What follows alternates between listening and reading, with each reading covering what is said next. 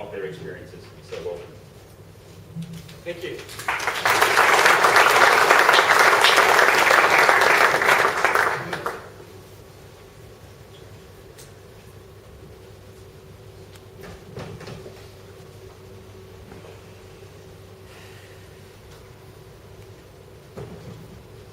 Okay, so, you all right? Thank you. So my name's Stephen Hadman. I might just set up over here, because you might feel a bit neglected over this side. So I'm a career consultant. All my experiences in supply chain. I did an economics degree. I was a terrible student. But what I am is a lifelong learner. And I realise that I have some sort of collaboration that lives deep inside me. So I ran a business called Benchmarking Success, which put industry players in the room talking to each other when we built a supply chain best practice model in the 90s. And I was lucky enough to meet Ian in 2004, and we've had a wonderful journey. So I thought I should just start to sort of give some clarity. So what we'd like to do is introduce what Ian wrote the brochure. When I read it, I thought, wow, I'm glad I'm not doing that presentation. But at some level, what Ian wrote was absolutely right. And we've actually got some people who were part of that project. Whose hands? So Colin, Tony, hands up, 1, 2. And who else? Michael, 3. So you can actually test these people if you'd like to. And I'm very open to answer questions as we proceed. Okay, so feel free. So our aims to introduce, to provide enough clarity and next steps to enable you to take some action tomorrow if you wanted to have some fun with what I thought when I was 26, I call a soulful workplace. So I do a lot of work in collaborations. At the moment I'm working with Lynn Fox and Dulux Group, and I have been working with Dulux Group for about 20 years. But the Lynn Fox and Dulux collaboration collaboratively found a site at Marsden Park in Sydney. They collaboratively designed the building. They're collaboratively managing that building.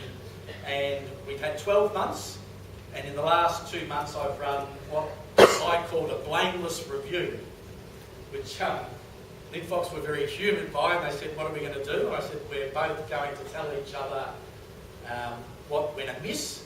And that inspiration comes from Colin, because Colin, I don't know, 3/4 of the way through the first project, I think I had a conversation and he said, well, we need to do something. He said, well, I think we should run an oops meeting. I thought, okay, that's fantastic, let's run an oops meeting. The oops is anything that doesn't go right. So I ran that with Lynn Fox and Dulux Group, and to me that's had a profound impact on how Lynn Fox are typically the servant and Dulux Group are the master. And we've said, no longer are you the master and the servant, you're both equal players. Let's start behaving that way. And if both parties can present to each other what they stuffed up, they don't need to blame each other. So if you want to have a blameless review, you just have to take responsibility for what you did. Because then I don't need to tell you what you did, and you don't need to. So that's part of this process. So I want to do this intro. Ian's going to talk about the fruit and the value of the project. I think it's important to say Ian didn't start this project it wasn't about money. It's about relationships. I can't count on any of my figures, any project that's ever started because someone wants to have better relationships. But that was Ian's objective. It made perfect sense, but it probably wasn't obvious to people that it did make sense. The project actually proved that it did make sense, which was the surprise. I'll give a bit of an overview of that program. Then I'll talk about the how-to. And Ian's going to talk about empathy. And then conclude, and we'll have some questions and answers, but as I said, very happy to take questions as we go.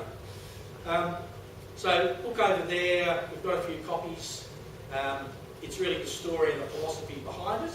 I thought I'd clear up some statements. So Ian spoke about authentic intelligence. I would say that's IQ and EQ, which is emotional intelligence. So IQ is obviously our intelligence defined by probably the academic world. It's only one part of our intelligence. EQ is emotional intelligence, and I'll define that. Social intelligence is the ability to know what's going on in a room when you walk in, to be able to sense that something's amiss, to sense that, okay, we're not going to talk here, we're all going to pretend that nothing happened yesterday. And then I put GI there, which is gut intelligence.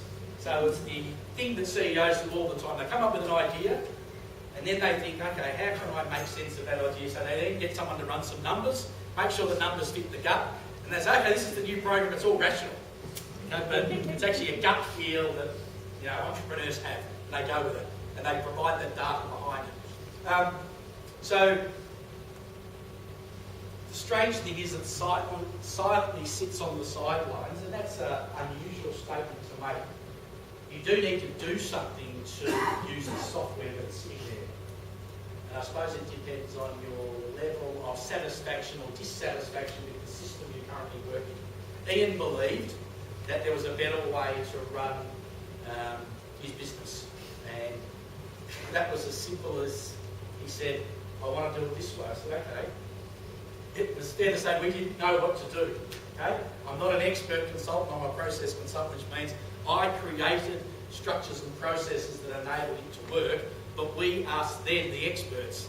And I still remember Michael looking at me many times going, you don't know what you're doing. And I said, no, you know what you're doing. I'm here to help you do it and create an environment that works with everybody. And that's what we did. You need your own free will to learn it. So that means if you get told to do it, that won't work. So you need to be asked and you need to decide for yourself, I want to work like this.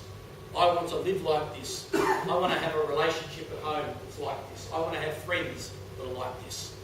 So that's the first decision that you make. I would argue most of us will choose it, but we're forced into a world where that doesn't work. This provides an alternative to that world. Okay? To make the successful transition, it'll probably mean that you let go of a bit of stuff.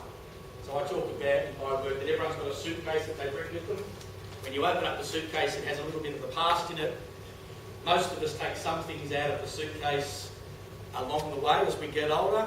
So I remember I thought to myself when my father did something, I thought, I'll never do that to my son. And there I was at 30 doing exactly the same thing that my father did, and I decided to take that out of the suitcase. So that's what we talk about, that everyone has their suitcase. Everyone's open to open their suitcase when they want to, and we'll help as consultants to take out what they don't want in there so they can change their style into this way. That doesn't mean everyone gets it right on day one. It's a process. The idea was, though, that those who love you will love you more. If you take the things out of your suitcase that don't actually serve you and your loved ones and your workplace. I don't give people fishing rods, nor do I give them fish. Okay? That was in the brochure. But what I do is teach them how to play ultimate frisbee. Ultimate frisbee is I understand, an Olympic sport that has no referee. When someone has an altercation on the pitch, which is the size of a gridiron, you have to work it out with the person who you had the issue with. So if I do a speculate over you and take the frisbee and you decide that wasn't fair, we decide everyone waits who's on the pitch for us to work it out. So it nurtures a maturity and an independence in terms of decision making. You don't need someone from the outside telling you. So my job is to teach you how to play it and get out of the way. So my job with Ian's business was to do what I needed to do, but then not be dependent on to be able to do it. So that's part of my work.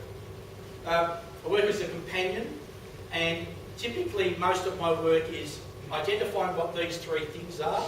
So why I exist and why this organisation exists. Those two things are linked, and great organisations link those two things between personal and organisational. The what, with Ian's business, it was creating this collaborative business, and the how, which for me is most of my work, is the values and behaviours that we're going to live in a moment to moment and make the project real using those values and behaviours.